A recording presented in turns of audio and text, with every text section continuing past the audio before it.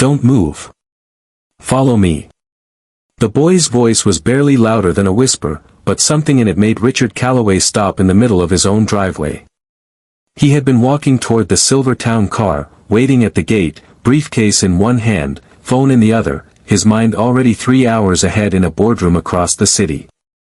Now he was standing perfectly still on the polished stone path, looking down at a small boy in a faded blue shirt who had appeared from behind the rose hedges like he had been waiting there for hours. "What did you say?" Richard asked. He recognized the boy, or at least he thought he did, the housekeeper's son, maybe 10 years old. He had seen him a few times helping his mother carry laundry baskets across the back lawn, but he could not remember ever speaking to him directly. "Don't move," the boy repeated, even quieter this time. "Please, sir, follow me. Don't let the man at the gate see you." Richard glanced toward the gate. His driver was standing beside the town car, holding the rear door open, looking down at his phone. Nothing seemed wrong. Nothing seemed out of place. The morning was bright. The sky was clean. The engine of the car was humming softly the way it always did when his driver had been waiting for more than 2 minutes. "Son, I'm late for a meeting," Richard said, trying to keep his voice patient. "Whatever this is, can we talk about it tonight?" The boy did not let go of his sleeve. His fingers were small, but his grip was firm, and his eyes were not the eyes of a child playing a game. They were the eyes of someone who had not slept the night before. "If you go to that car," the boy whispered, "you won't come back. I heard them say it last night in the kitchen." "Please, sir." Richard felt something cold pass through him, but he pushed it away. He had built his entire life on logic, on numbers, on the discipline of not reacting to surprises.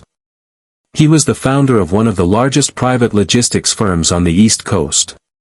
He did not change his schedule because a child told him to, but something about the way the boy was holding his sleeve made him look once more at the car at the gate. And this time he looked carefully.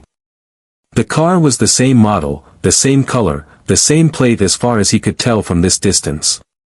The driver was the same height, the same build, wearing the same dark jacket. Everything was as it should be, except for one thing.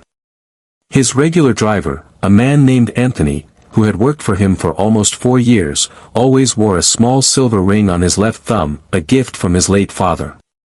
Anthony was not a man who took the ring off, not even when he washed dishes or worked on his car.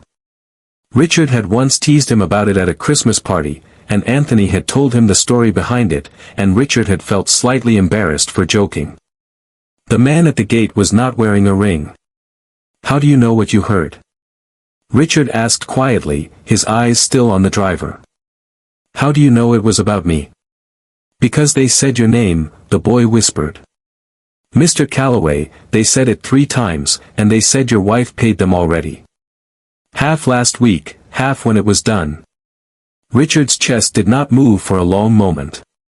He felt his lungs stop and then start again slowly, the way they always did when he received very bad news in a meeting and could not let anyone see it. "Walk with me," he said quietly. "Slowly, toward the side of the house. Don't run. Don't look at the gate." The boy nodded once and let go of his sleeve. The two of them walked together across the stone path, past the fountain that Richard had paid more for than most people pay for a car, past the marble bench where his wife sometimes drank her morning coffee, and around the corner of the house where a tall row of cypress trees blocked the view from the gate. When they were behind the trees, Richard knelt down so his eyes were level with the boy's. "What's your name?" he asked. "Elijah, sir." "Elijah?" Richard nodded slowly as if locking the name into a place inside his head where important things were kept. "Tell me everything slowly. Don't skip anything. Start from last night." Elijah took a deep breath. His shoulders were trembling slightly, but his voice stayed steady. "My mom was making tea in the kitchen," he said. "It was late. I was supposed to be sleeping, but I came down because I forgot my book. The lights in the kitchen were off, but I could hear voices on the back patio. 2 people, a woman and a man. The man was not from the house. I had never heard his voice before, and the woman was Mrs. Calloway. Richard kept his face very still. She said, Elijah continued, everything is ready for the morning. She said the driver had been replaced. She said her husband would be in the car at 8:30 and that he would not notice because he never notices anything in the morning because he is always reading his phone. Elijah paused and his eyes filled with something that looked older than 10 years. And then she said, Sir, that after today she would finally be free. Richard Calloway stayed very still behind the cypress trees, listening to his own heartbeat in his ears, and felt the entire shape of his life shifting underneath him like a floor that had just stopped being solid. For a long moment, Richard Calloway did not speak. He stayed crouched behind the cypress trees, one hand resting on the cold stone of the garden wall, the other still holding his briefcase as if it were the only thing connecting him to the world he had walked out of 3 minutes earlier. The sound of the town car's engine drifted softly from the gate, patient, mechanical, indifferent. Elijah, he said quietly. Do you have anything else? Anything you can show me? A note, a picture, anything? The boy hesitated. He looked down at his shoes for a second, then reached into the front pocket of his shirt and pulled out a small black object. It was an old phone, the kind that had been new maybe 6 years ago, with a cracked screen held together by clear tape along the corner. My mom gave me this one when she got her new one. Elijah said, it still records sound. I was scared, so I pressed the button. I held it near the door. Richard took the phone carefully, the way a man might handle a piece of glass that had been pulled out of a wound. He looked at the screen. There was a single audio file saved from the night before, 11 minutes and 42 seconds long. You recorded it, Richard said. I didn't know what else to do, sir. I thought if I told my mom, she would say I was dreaming. I thought if I told nobody, then nobody would believe me later. Richard nodded slowly. He pressed play. The first thing he heard was the sound of dishes settling in a sink and then almost immediately the soft sliding noise of the patio door. Then his wife's voice, calm and warm in the way she always spoke at dinner parties, saying something he could not quite make out at first. He raised the volume. Has to look ordinary. He has to walk to the car himself. If anything is forced, if anything looks wrong, the police will find it within a day. He has to get in willingly. Then a man's voice, deeper, slower, careful in the way a person sounds when they are reading from a list they have memorized. He will. 8:30 is his window. He never varies. He walks out. He opens his email. He gets in the car. The new driver knows the route. There's a place outside Hartwick where the road bends along the reservoir. The car will stop there. The rest happens after. A pause. A small sound that might have been ice in a glass. And the policy? The man asked. It pays out after 7 months, his wife answered. Accidental death, double indemnity. The lawyers have already reviewed it. There is no contest because there is no other beneficiary. I am the only one. The house, the company shares, everything moves through the trust to me. The board cannot stop it. They tried to put protections in 2 years ago, but he signed them away during the merger. He never read the 3rd page. Richard closed his eyes. He remembered that day. He remembered signing a stack of documents at a hotel desk in Boston while a junior lawyer pointed at the lines. He remembered being told that the 3rd page was administrative language standard, nothing to worry about. He remembered feeling tired and not asking. The recording continued, and after the man's voice asked, when everything is settled then we wait. His wife replied, a year, maybe longer. We do not appear in the same room for at least 18 months. We say nothing. We change nothing. Patience is what makes this work. The recording went on a little longer, but Richard stopped the playback. He did not need to hear the rest. He had heard enough to know that whatever life he had been living that morning, that life had ended sometime during the night while he was asleep upstairs. He looked at Elijah, who was watching him with the patient eyes of someone who had been waiting all morning to be believed. "Your mother," Richard said carefully.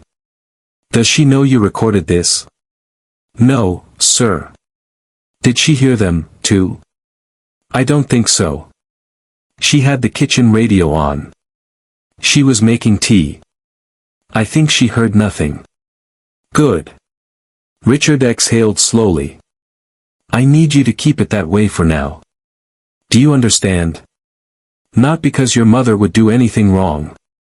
But because the more people who know, the more people are in danger." Elijah nodded. He had the kind of seriousness in his face that did not belong on a child. Richard slipped the old phone into the inside pocket of his jacket.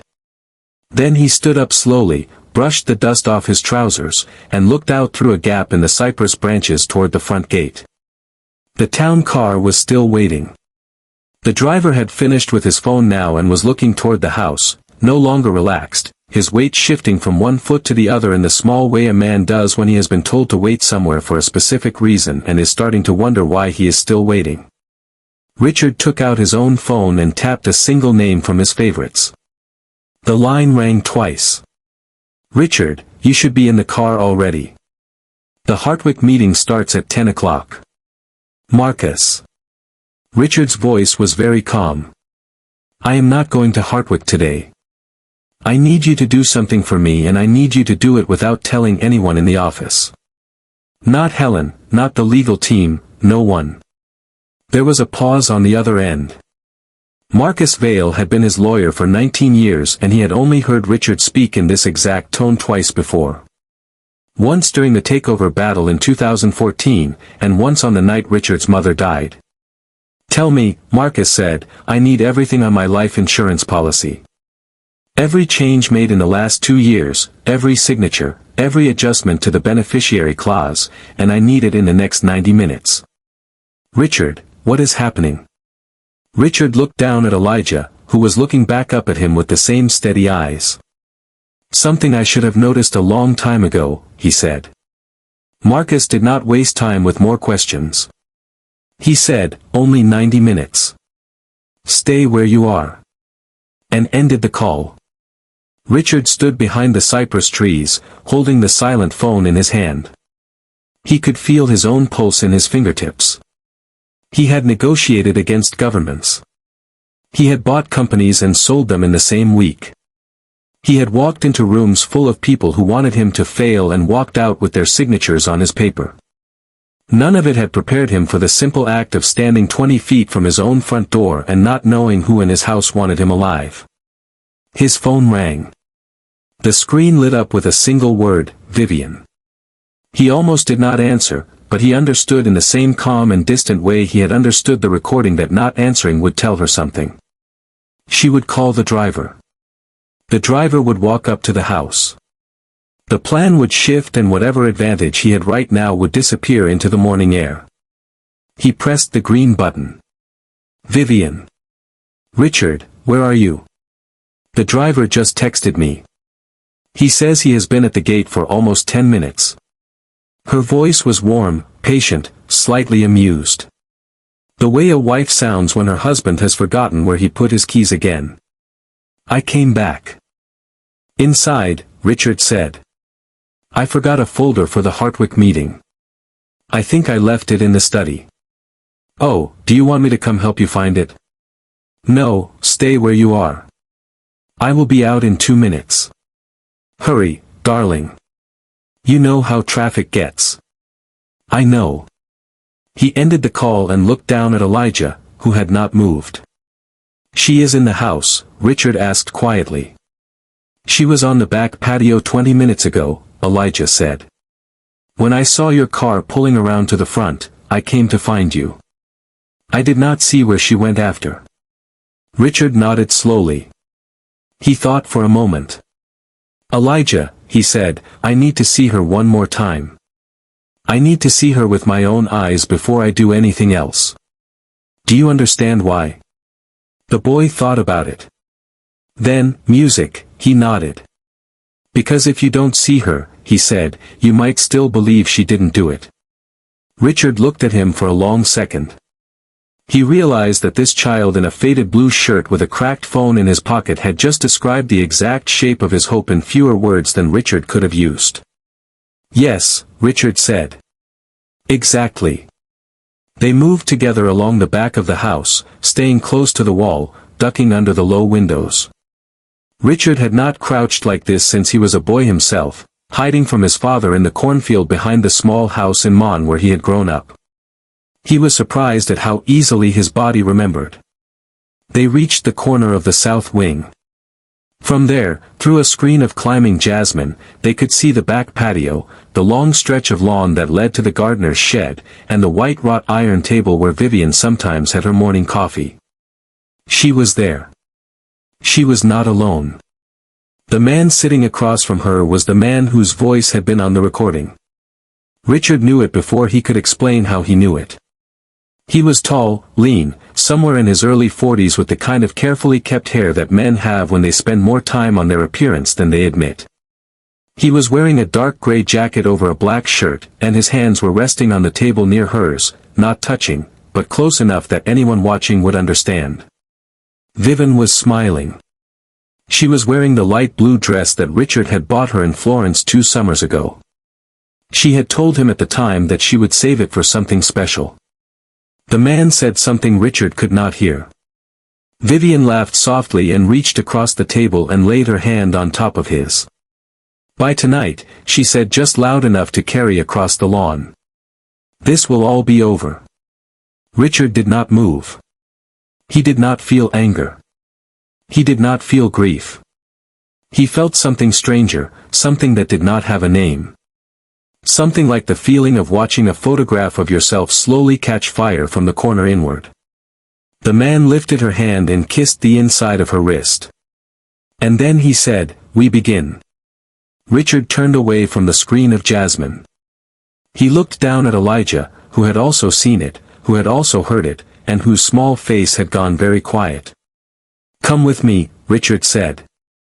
They walked together back along the wall, around the corner, and through the side door that led into the laundry room. Richard knew this part of the house only vaguely.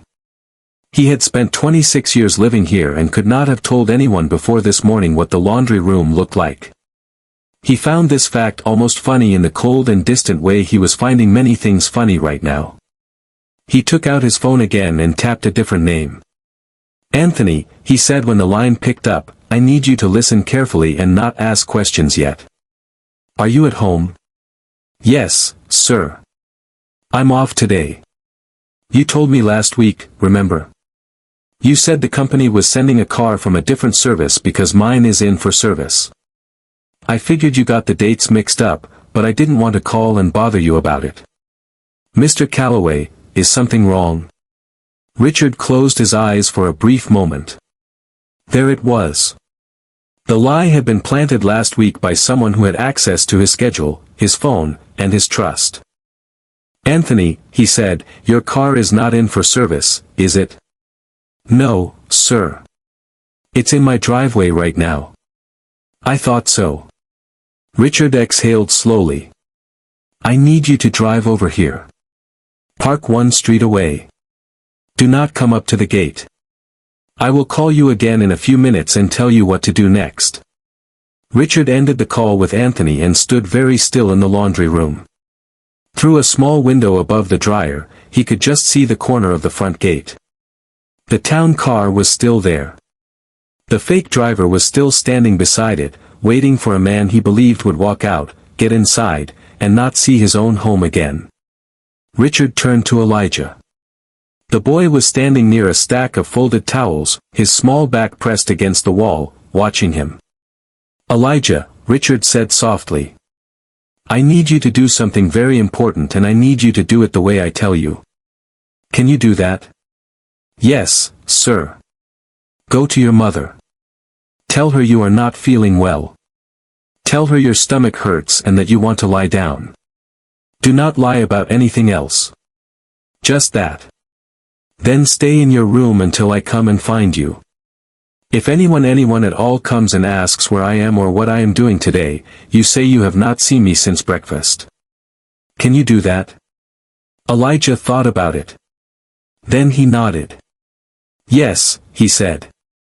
I can do that. Good. Richard knelt down again the way he had behind the cypress trees so that his eyes were level with the boy's. Listen to me.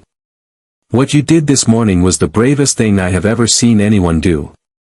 I want you to remember that.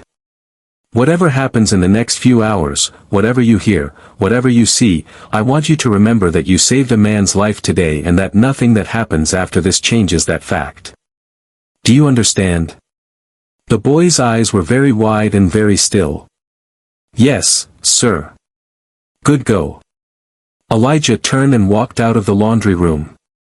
Richard heard the soft sound of his shoes on the tile, then on the wooden floor of the hallway, then nothing. He stayed where he was for almost a full minute listening to the house. It was strange how a house could feel familiar for 26 years, and then in the space of a single morning feel like the inside of a stranger's body. Then he straightened his tie, picked up his briefcase, and walked out of the laundry room. He did not go to the front door. He went to his study first because that was where the missing folder was supposed to be. He stood in the study for 30 seconds, opened and closed a drawer, walked to the bookshelf, walked back. He was setting a small piece of evidence in his own mind, the way a chess player sets a piece without yet knowing how he will use it. He did not yet know who in this house was watching, but he wanted there to be a trail of him doing exactly what he had said on the phone. Then he walked to the front foyer. Vivian was already there. She had come in from the patio and was standing by the long mirror, adjusting an earring. She turned when she heard him. There you are, she said warmly. Did you find it? For one long second, Richard looked at her. He looked at the woman he had married in a small chapel in Virginia, the woman who had cried during his mother's funeral, the woman who had once held his hand in a hospital waiting room for 14 hours without letting go. He looked at her, and he saw beneath the soft and familiar smile, the cool calculation of a person measuring whether a problem had been solved. He had spent his career reading faces across boardroom tables. He could not understand how he had never read this one. I found it, he said. He held up the folder he had picked off his desk in the study. It contained nothing important, just printed copies of a quarterly forecast that had already been emailed to him 3 days ago. But Vivian did not know that, and she nodded. Good, she said. Now go. You'll be lucky to make it on time. I know. He took a small step closer to her, the way a husband does when he is about to leave for the day. He kissed her on the cheek lightly just below the ear. Her perfume was the same one she had worn for 9 years. He had bought her the last 3 bottles himself. I love you, she said. He did not answer that he could not. He simply smiled, the small private smile he had used 1,000 times before, and turned toward the door. He walked out onto the front steps. The town car was 30 feet away. The fake driver had straightened the moment he saw the door open and was now standing beside the rear door with one hand on the handle. Richard walked down the steps slowly, looking at his phone the way he always did in the morning. He scrolled through emails he was not reading. He did this for the length of the path. He did this until he was perhaps 15 feet from the car. And then, without breaking his pace, without looking up, he changed direction by about 10 degrees, just enough to pass the car and continue toward the small pedestrian gate on the far side of the driveway. The fake driver hesitated. Richard could feel it without looking. The man had been told exactly what would happen. The man had been told that Richard would walk to the car without looking, would get in without looking, would close the door without looking. The man had not been told what to do if Richard walked past him. Mr. Calloway, the driver said. Richard kept walking. He raised the phone slightly to his ear as if taking a call and said in a clear and ordinary voice, Yes, I'm walking out now. No, I'll meet you at the corner. The driveway is blocked. He pushed open the pedestrian gate and stepped out onto the street. The town car did not follow. It could not. The driver had no instructions for this. Richard walked 20 steps down the sidewalk, turned the corner, and saw a Nani silver sedan idling against the curb, exactly where he had been told to wait. Anthony Reed had been Richard's driver for almost 4 years.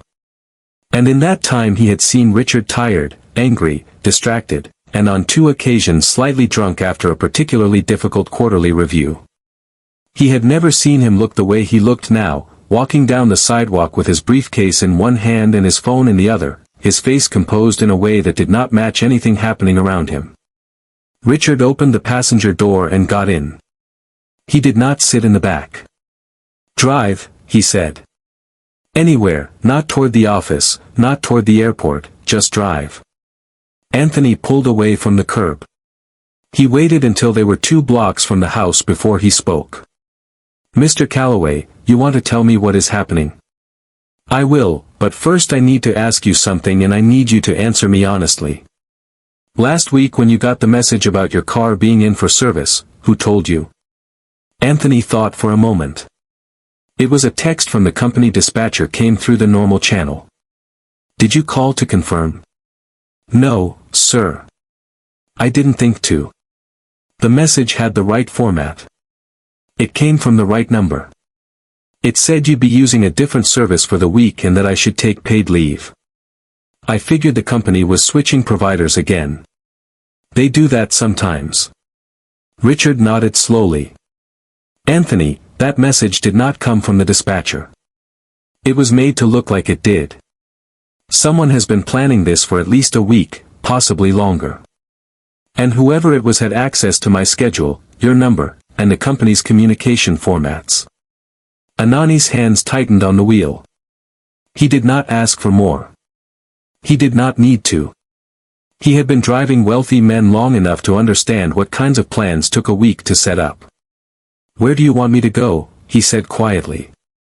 "There is a coffee shop on Pierce Street. The one with the green awning parked behind it. My lawyer is meeting us there." They drove the rest of the way in silence.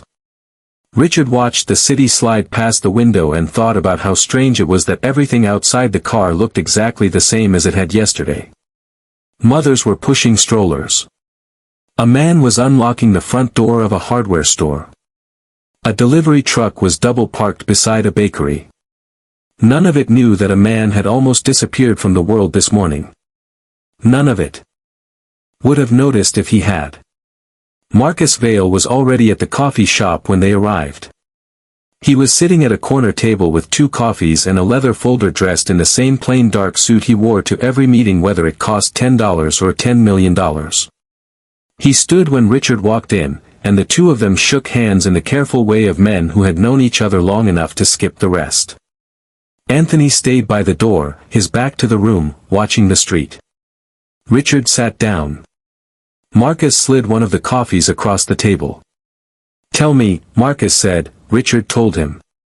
He told him in the same flat and efficient voice he used when reporting losses to a board. He left nothing out. He told him about Elijah, about the recording, about the patio, about the dress from Florence, about the man with the carefully kept hair, about the fake driver, about Anani's text message. He spoke for almost 15 minutes without stopping. Marcus did not interrupt once. He listened the way good lawyers listen, which is to say he wrote nothing down, but missed nothing. When Richard finished, Marcus took a long sip of his coffee. "All right," he said. "I have the insurance information. I had it within 40 minutes of your call. I have not slept much in 19 years, and I do not intend to start today." He opened the leather folder and laid 3 printed pages on the table.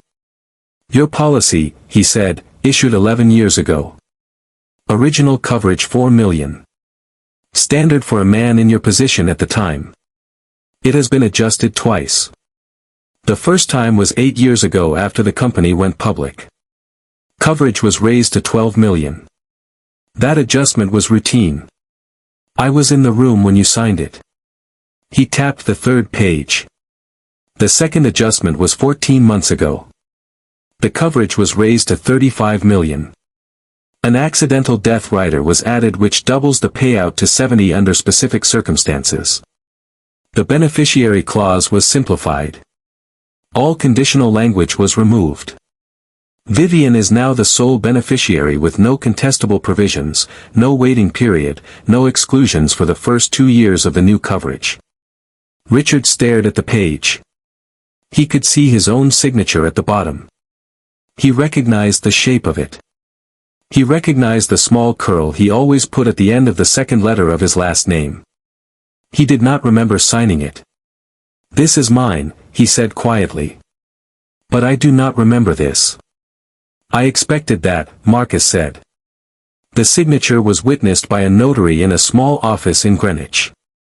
The notary's name is on the second page. "I made some calls this morning. The notary retired 4 months ago and moved to Arizona.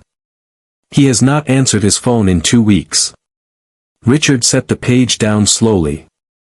"Vivian was in Greenwich 14 months ago." He said, "For the Hadley fundraiser, I remember because she came home and showed me the photographs." "Yes," Marcus said, "and the day before the fundraiser, according to the notary's log, you signed this document." "I was in Tokyo that day." "I know." The two men looked at each other across the small table. The coffee shop hummed quietly around them. Someone laughed at the counter. A spoon clinked against a cup. "Marcus," Richard said. "I want to know everything. Who he is, where he comes from, how long this has been planned, and I want to know it before she does." Marcus closed the leather folder and looked at Richard with the steady patience of a man who had spent his career delivering bad news in measured doses. "I already started," he said. "I have a private investigator who has worked for me for 15 years. Her name is Hannah Reyes. She is very good and very quiet. I called her before I left my house this morning. She is already pulling records."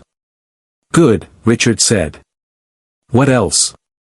"The insurance company will not pay out a claim without a body. Even with the accidental death rider, even with the simplified beneficiary clause, there has to be a death certificate or in the absence of one, a court order declaring legal death after a missing persons case has been open for a specified period. In this state, that period is 5 years. So, whatever they are planning, it does not end with you simply disappearing. It ends with you being found dead in a way that looks accidental." Richard absorbed this. "The road outside Hartwick." "The road outside Hartwick," Marcus confirmed, "where it bends along the reservoir. There have been 7 fatal accidents on that stretch in the past 9 years. The water there is deep. The current pulls toward the spillway. Cars have been recovered weeks later, sometimes months. It is exactly the kind of location a man would choose if he wanted an accident to look like an accident." Richard did not say anything for a moment. "They thought of everything," he said finally. "They thought of most things," Marcus corrected. "They did not think of the boy." Richard's phone buzzed on the table. He looked down. The screen showed Vivian. He let it ring twice. Then he picked it up. "Vivian." "Richard, where are you?" Her voice was no longer warm. It was not yet alarmed, but the warmth was gone. "The driver called me. He says you walked past the car. He says you got into another car at the corner." "What is going on?" "There was a problem with the car," Richard said calmly. "I noticed something was off. A different driver, a different plate. I called the company and they had no record of the change. I thought it was safer to leave. I am with Marcus now. We are sorting it out." There was a small silence. Richard could almost hear her mind working on the other end of the line. He could almost see the small calculations she was making. The same calculations she had probably made 100 times in the past year, weighing what she could say against what she could not, what she could explain against what would expose her. "That is very strange," she said. "Are you all right?" "I am fine. Do you want me to call the police?" "Not yet. Marcus is handling it. The company is investigating. I will be home this afternoon." "Richard." Her voice softened, became careful and tender in the way that he now understood was a kind of weapon. "I am worried. Please come home. Whatever this is, we can figure it out together. I know we can, he said. I will see you soon. He ended the call and set the phone face down on the table. He looked at Marcus. She does not know yet, Marcus said. No, she knows the plan failed. She does not know I heard the recording. Good. Keep it that way for as long as you can. The longer she believes you suspect only the driver and not her, the more time we have to gather what we need. Richard nodded slowly. Then he looked toward the window of the coffee shop at Anthony standing patiently by the door. There is a boy, he said. At the house, the one who told me. Yes. He went to his room. I told him to stay there, but his mother works in the house. The man I saw on the patio is gone now, but he will come back and Vivian will tell him what happened. And they will start looking for reasons. They will start looking for how the plan went wrong. They will look at the staff. They will look at the boy. Marcus considered this. How many people work on the property? 6 full-time. The housekeeper, who is the boy's mother, the gardener, the cook, 2 security personnel, 1 assistant who handles the household scheduling. There are also contract workers who come and go. And the boy's mother, does she live on the property?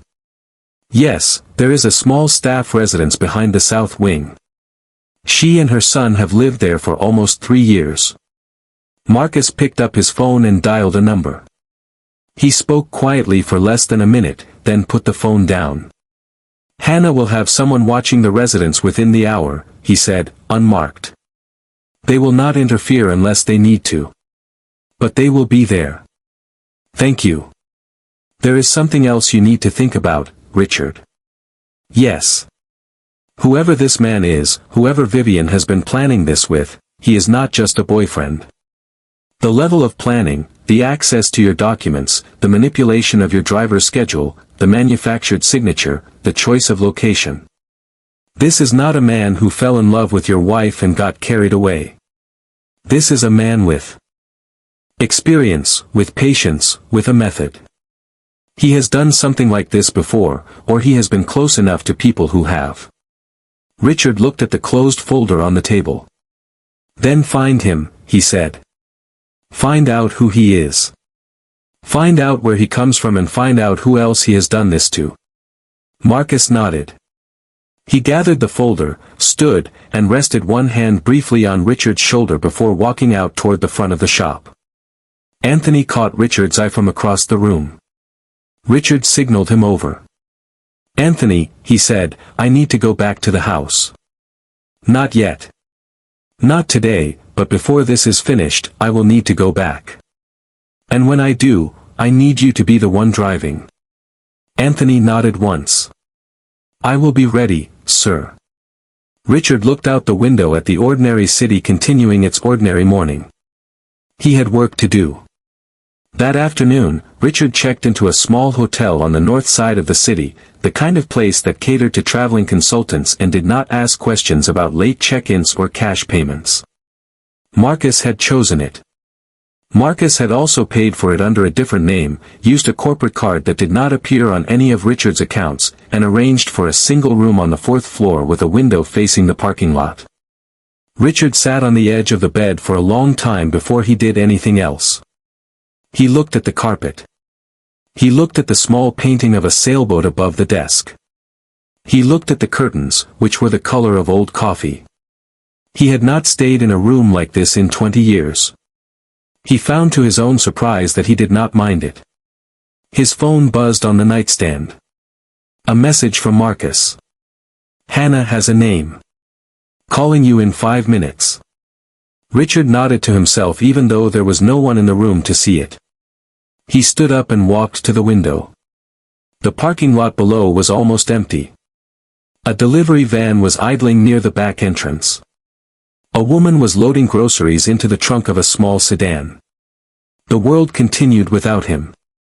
The phone rang. Marcus, Hannah is on the line with us. She's going to walk you through what she found. Listen first, questions after. A new voice came through. Low, calm, professional. Mr. Calloway, my name is Hannah Reyes. I'm going to keep this brief because we have a lot of ground to cover and not much time.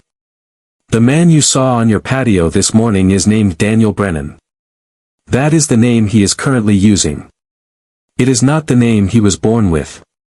Richard sat down on the edge of the bed.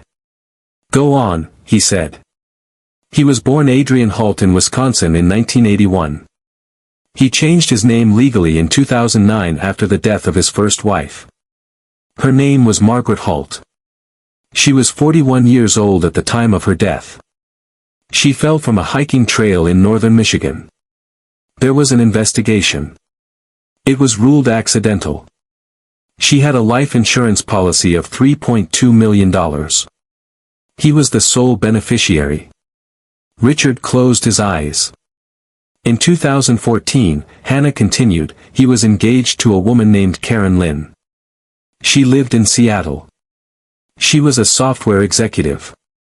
She broke off the engagement 6 months before the wedding date. Her reasons are not in the public record, but she filed a restraining order 3 weeks after the breakup. The order was granted. He left the state within a month. And then in 2017, he married a woman named Renee Castell in Phoenix. She was 53. He was 36. She was wealthy. She had no children. They were married for 2 years. In 8 months. She died in 2020. A house fire.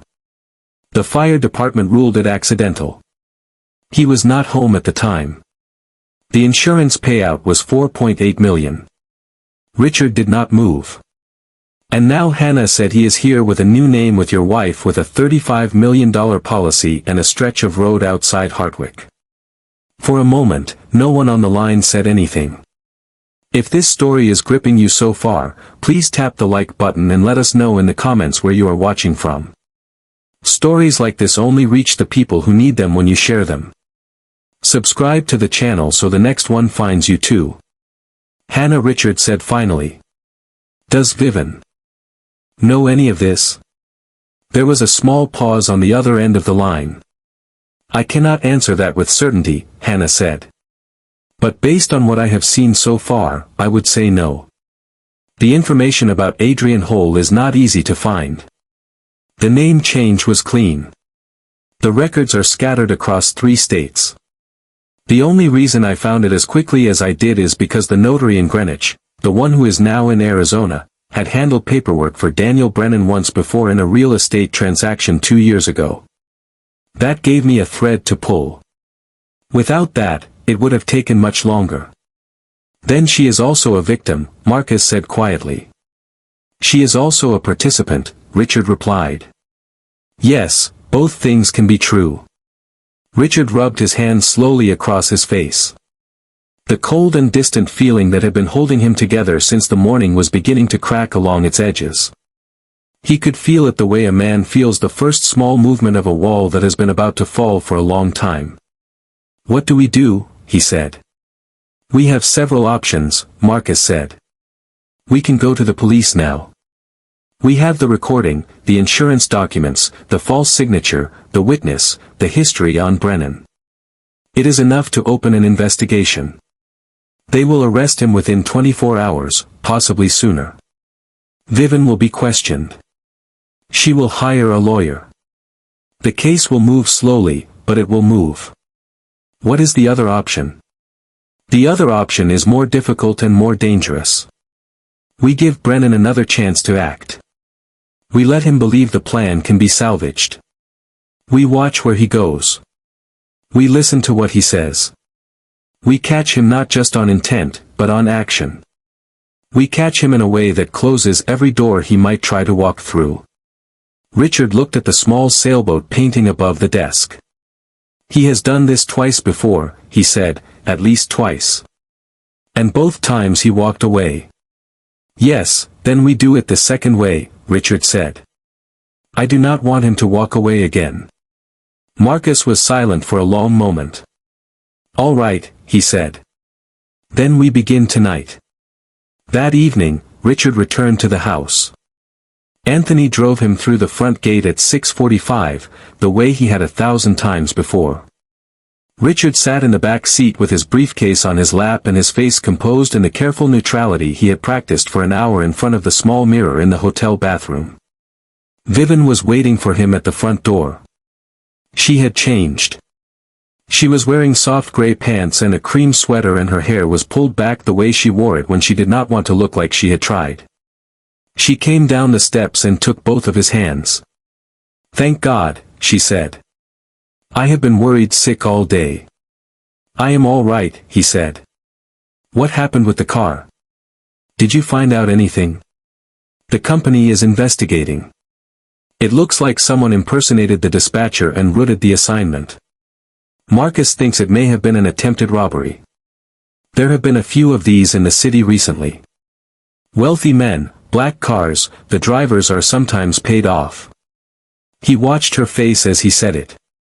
He watched for the small flicker of relief that would tell him the explanation he had constructed was being absorbed exactly as he had intended.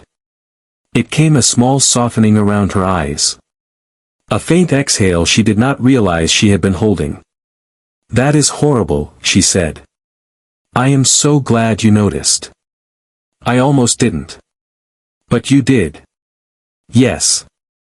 She put her arms around him. He returned the embrace gently the way he always had. He felt her breathing against his shoulder. He felt for the first time in many hours the specific sadness of holding a person who has decided you are worth more dead than alive. It was a sadness without sharp edges, slow and large and quiet like a tide that had been coming in for a long time and only now was high enough to notice. "Come inside," she said. "I had cooked make your favorite. We can have a quiet evening." They had dinner at the long table. She lit candles. She poured him wine from a bottle he had bought 2 summers ago in Bordeaux. She asked him questions about his day, about Marcus, about the company's response. And he answered all of them in a calm and ordinary voice, giving her enough detail to seem honest and not enough to seem rehearsed. She listened, she nodded. She reached across the table once and touched his hand, and he let her. After dinner, she suggested they sit in the garden room. He agreed. They sat together on the long sofa, and she rested her head briefly on his shoulder, and he looked out through the tall windows at the dark shape of the patio where she had sat that morning with another man and decided exactly when he would die. At 10:30, she said she was tired. She kissed his forehead and went upstairs. Richard waited 15 minutes. Then he stood up, walked quietly through the dark hallway to the back of the south wing, and let himself out the side door. The night air was cool. The staff residence was a small brick building tucked behind a hedge of boxwood with 2 windows in the front and a single yellow light glowing above the door. He knocked softly. The housekeeper opened it. Her name was Tessa Walker. She had worked in the house for 3 years. She had a tired, intelligent face, and when she saw Richard standing on her doorstep at nearly 11 at night, she did not look surprised. She simply stepped back and let him in. "He is asleep," she said quietly. "He came home this morning saying his stomach hurt. He did not eat much at dinner. He fell asleep on the couch around 8. May I see him?" She led him through the small front room, past a tidy kitchen with 2 clean cups drying on a towel to a doorway at the back. Elijah was curled on a narrow bed under a thin blue blanket. His shoes were on the floor beside him. His school bag was open on the chair with a notebook spilling out, the pages covered in small, careful drawings. Richard stood in the doorway and looked at him. "Tessa," he said quietly without turning around. "I owe you the truth. Some of it tonight, the rest in a day or 2. Will you sit with me for a few minutes?" She nodded and led him back to the small kitchen. They sat across from each other at a wooden table. She did not offer him tea. She did not waste motion on small things. She simply folded her hands and waited. He told her not everything, not Adrian Holt, not the recording in full detail, but enough. He told her that there had been a plan against his life that morning, that her son had warned him that her son had almost certainly saved his life, and that the people behind the plan did not yet know that they had failed in the way they had failed. Tessa listened without interrupting. When he finished, she sat for a long moment with her hands still folded. "I knew something was wrong," she said quietly. "Not this, but something. He has been quiet for a week. He has been drawing the same things over and over. I asked him 3 nights ago if anything had happened, and he said no.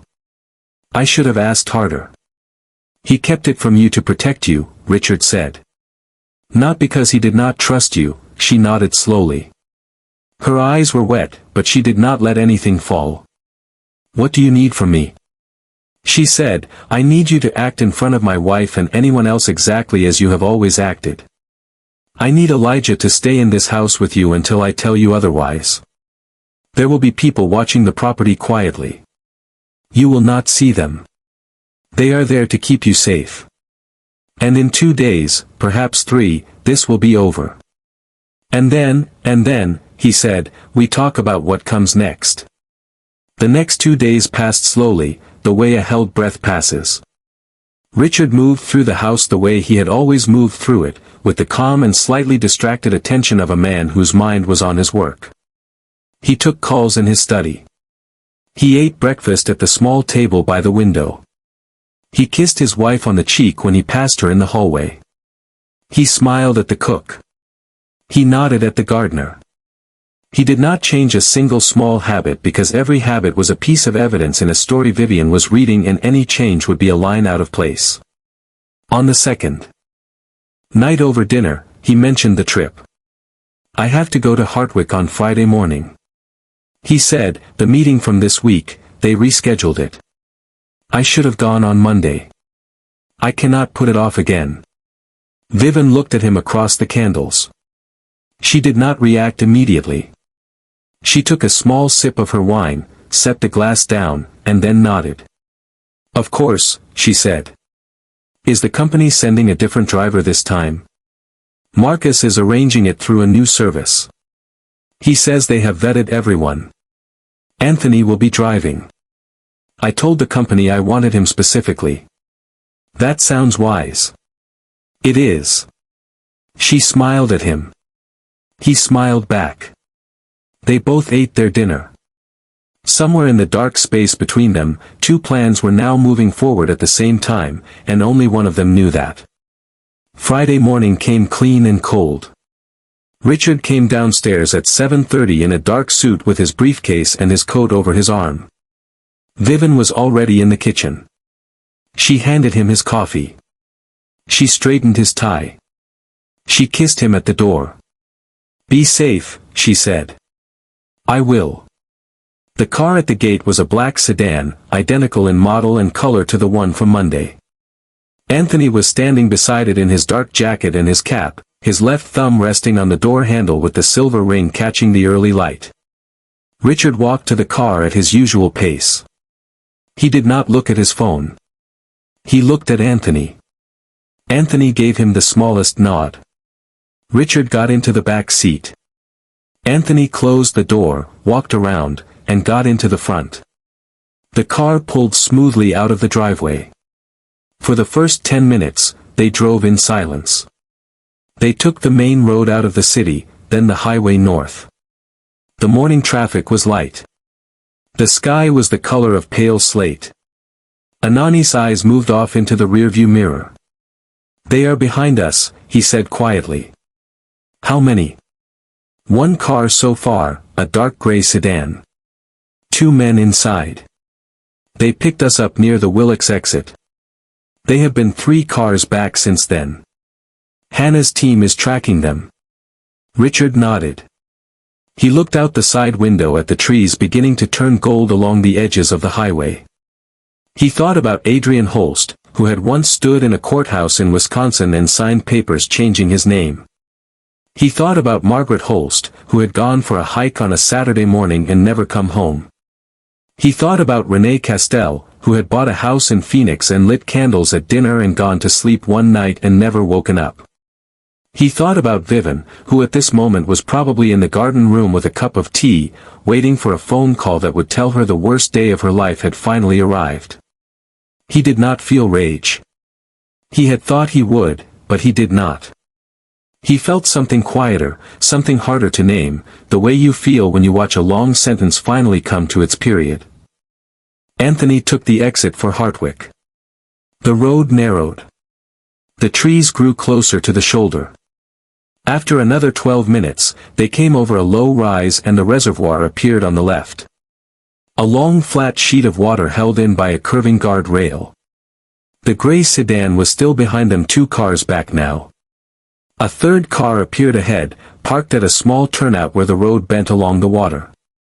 As they drew closer, Richard could see the driver standing beside it, leaning casually against the door, his face turned away. He was the same man who had stood at the gate on Monday morning. Same height, same dark jacket, same wrong hand on the door handle. "There he is," Anthony said softly. "Keep driving past." Anthony drove past. The man at the turnout straightened slightly as they went by, then turned and got into his car. In the side mirror, Richard watched the gray sedan 3 cars back signal and slow. "Now," Richard said. Anthony pressed a small button on the dashboard. 2 black SUVs that had been parked a/4 mile down the road pulled out and blocked both lanes. The gray sedan braked. The car from the turnout pulled out behind it and was immediately boxed in by a third unmarked vehicle that had been following from a side road. It happened very fast and very quietly. There were no sirens. There were no flashing lights yet. Men and women in plain clothes stepped out of the SUVs with calm and practiced efficiency. The gray sedan was opened. The 2 men inside were pulled out and put on the ground. The driver from the turnout was already out of his car with his hands raised. Anthony pulled to the side of the road and stopped. He turned in his seat to look at Richard. "It is over," he said quietly. "No," Richard said. "Not yet." He took out his phone and called Marcus. "Marcus, they have the men on the road. Tell Detective Sandville he can move on the house." Then he closed his eyes and leaned his head back against the seat just for a moment and listened to the wind moving over the surface of the reservoir. When Richard arrived back at the house an hour later, Anthony driving slowly through the open gate, the front of the property was already filled with quiet activity. 2 unmarked cars sat near the steps. A pair of planks officers stood by the front door. Detective Sandville, a woman in her 50s with short gray hair and the patient watchful face of someone who had seen the worst of people and chosen not to be surprised by it anymore, was waiting for him on the front walk. She did not run, the detective said quietly as Richard stepped out of the car. She did not call anyone. She was sitting in the garden room when we came in. She looked at us for a long moment and then she said only one thing. What did she say? She said, "He told me he had done this before."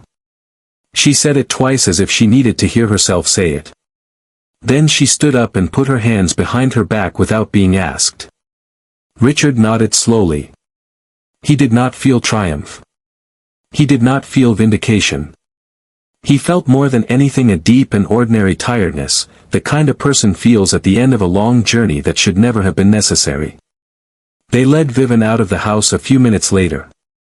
She walked between 2 officers, her head not bowed but not raised, her face neither defiant nor pleading. As she passed Richard on the front walk, she stopped for the briefest second. She did not speak. She only looked at him. And in that look, he saw for one strange and final moment the woman she had been 26 years ago in a small chapel in Virginia holding his hand. Then she walked on and the officers helped her into the car and the car drove away. Richard stood on the front walk for a long time after it was gone. The case moved faster than any of them expected.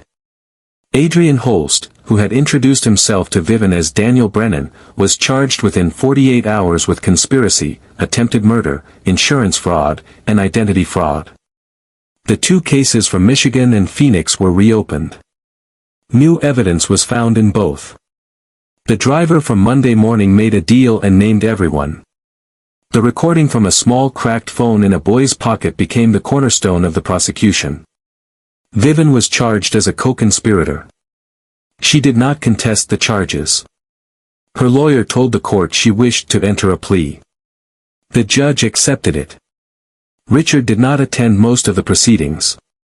He had been there once at the first hearing, and that had been enough. There were some things he had decided that a man did not need to watch twice to understand. In the weeks that followed, the house changed, not in the way houses change after a death, but in the way houses change after a long fever finally breaks. Richard moved his bedroom to a smaller room on the east side, where the morning sun came in through clean windows. He sold the cars he did not use. He gave Anthony a permanent position with the company with a salary that made Anthony argue with him for 20 minutes before accepting. He hired a new household manager, an older woman named Doris, who had run a small bed and breakfast in Vermont for 30 years, and the house began for the first time in a long time to feel like a place where people actually lived. Tessa Walker stayed. Richard had asked her if she wanted to, and she had taken 3 days to think about it, and then she had said yes. She moved into a larger residence on the property, a small cottage with a real fireplace and a sunroom in the back. Elijah enrolled in a new school in the fall. Richard paid for it and for the one after it, and for whatever would come after that. He did not call it a gift. He called it an investment in someone who had already proven what kind of person he would become. In the spring, almost 6 months after the morning behind the cypress trees, Richard walked out into the garden one Saturday and found Elijah sitting on the low stone wall near the greenhouse, a notebook open on his knees. He was drawing the new rose bushes that Tessa had planted along the south fence. Richard sat down beside him. "You still draw," he said. "My dad used to draw," Elijah said. "My mom told me he died when I was little. She said he drew on everything, receipts, napkins, the backs of bills." Richard had not known this. He nodded slowly. "Then you come by it honestly," he said. They sat in silence for a long moment, watching the wind move through the leaves. "Mr. Calloway," Elijah said quietly. "Yes, do you ever still feel scared about that morning?" Richard thought about the question. He thought about it for a long time because the boy deserved a real answer. "Sometimes," he said, "not way I felt it then. But sometimes I wake up at night and I remember the sound of the engine at the gate and I think about how close I came to walking past you and not stopping. And what I feel then is not fear exactly. It is something more like gratitude that has not yet learned how to sit still." Elijah nodded slowly. He understood in the way that children sometimes understand things adults cannot put into words. "My mom says," he said, "that doing the right thing does not always make your life easier, but it lets you look at yourself in the mirror without having to look away." Richard looked out across the garden at the greenhouse glowing softly in the spring light. "Your mom is right," he said. "She has been right about almost everything. This story is a reminder that the most dangerous threats in our lives rarely arrive as strangers.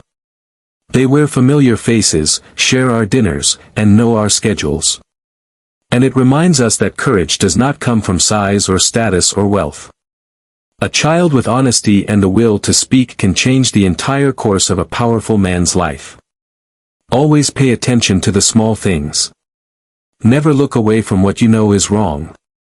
And never underestimate the difference one brave voice can make.